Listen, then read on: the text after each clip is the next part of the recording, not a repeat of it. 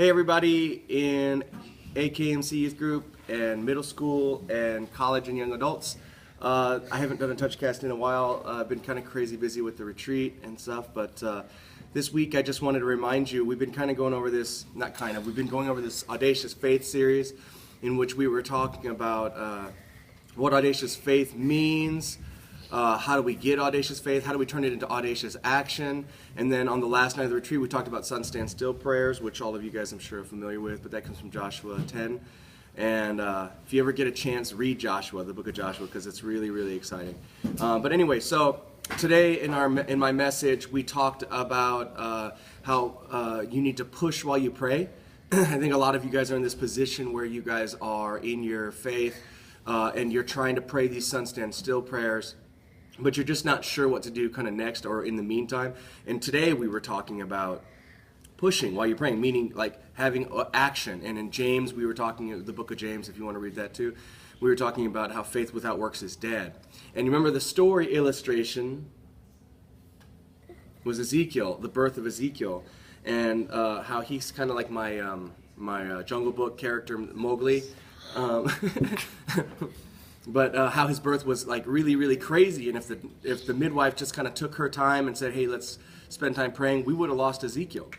But what we did was we prayed as we were moving in action, asking God to move on our behalf as we did these things. And so a lot of you guys want to do things, or you want to see your sun stand still prayers come to practice, or come to life. And so what you need to do is you need to take some time while you pray, asking God for very specific things, like maybe your friend coming to the Lord or your dad coming to the Lord. And then you need to also put that into action, meaning you need to look for opportunities to talk to your friend, share your testimony with your friend, with your dad, as you're praying for your dad. Ask him how his day went, learn how to be a better serving son or daughter, doing your chores, not being argumentative, but just really trying to be the light of Christ as you are, radically praying for your father's salvation or your friend's salvation.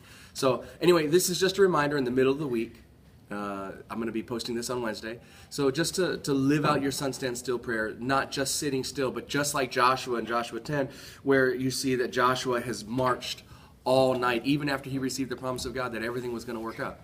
He still had to march all night, 20 miles uphill in the dark, carrying all of their armor and weapons and food. So it doesn't, just because God promises you these good things doesn't mean it's just going to happen the way we want it. Everything's going to be perfect.